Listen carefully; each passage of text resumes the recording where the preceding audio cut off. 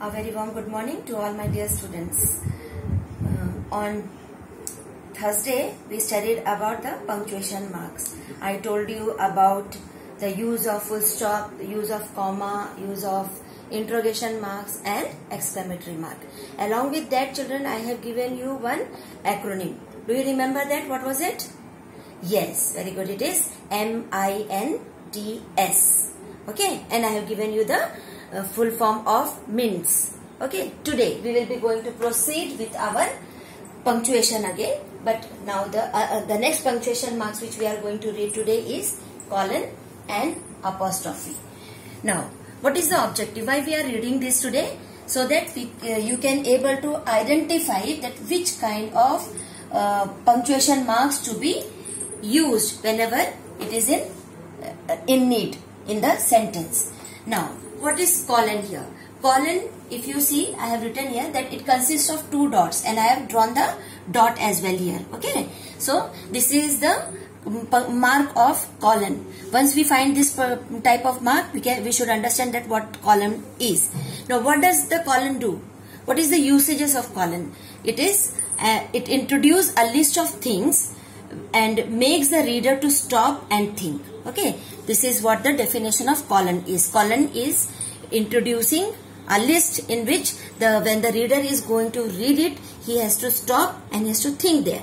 For example, there are three things every dog needs. There are three things every dog needs.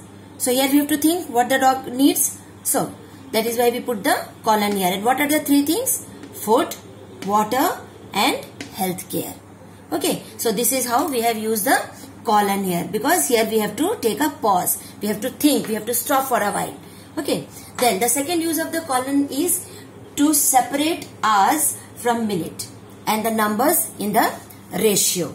Like when we talk about the time, so our school starts at 7:55 AM. So in order to distinguish between the hour and the minute, so we take the help of the colon. Or we when we make idli or dosa, at that very time we take a ratio. No, so sometimes we take the ratio of 3:1. So whenever we are making dosa or idli, so here we are talking about the ratio of the pulses and the rice. So 3 is the quantity of rice and 1 is the quantity of the pulse. So this is how we can use the colon for the number in ratio and as well as for hours and minute. Okay, now let's proceed with the second one, the use of apostrophe.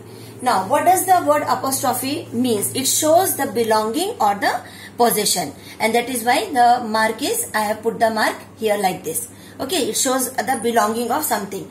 Why we are using it, or what are the ways we can use the apostrophe? So there are 4 basic rules to use this apostrophe. The first rule is when we are talking about a singular noun, like I gave you the example of a girl, Geeta. When we are talking about this girl and we are talking about the possessiveness of a particular article about the singular noun, so at that very time we write apostrophe S with Geeta and then we write the object. So it becomes Geeta's book. That means the book belongs to Geeta. Secondly, we can use this apostrophe when we are having a plural pronoun but it does not end with S. Like the singular pronoun of the word woman is women. No, and when we make the pronoun, the plural, it becomes women. And when we make the plural, it did not end with S. It ends with EN. So when we don't have the ending with S, at that very time, the apostrophe is being used after N. And then we use the apostrophe and then S. So it becomes women's clothes. Okay. The third one, when we are having a noun, but it ends with S. Okay, now these are the 2 things which you have to listen to me very carefully. Okay, when we are having a noun which is singular and that singular noun which ends with S, like bus is a singular and it ends with S, at that very time what to do? At that very time we have to put the apostrophe after S and then we put the S again. So it becomes bus wheel, means we are talking about the wheel of one of the bus. Then when the noun is plural and then it is ending in s, then here we have the noun boy, and when we make the plural of the boy, it becomes boys.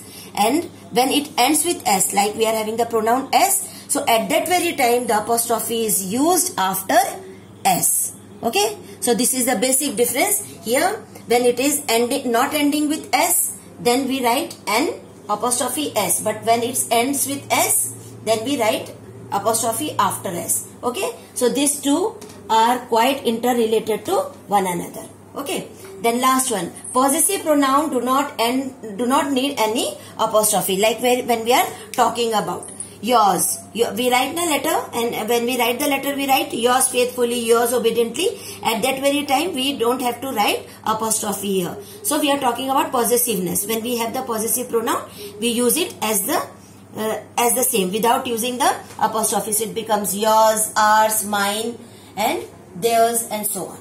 Okay, so these are the basic difference between colon and apostrophe. Okay, take these two things very seriously, because here it is a bit confusing. We are talking about plural not ending with s. Here we are talking about plural but ending with s. Then you can see the changes here. Okay, here we are making the change. Here we are not making the change. Okay, these are the two things which can confuse you. Okay, children, I think you must have understood the basic uses of colon and apostrophe. Thank you.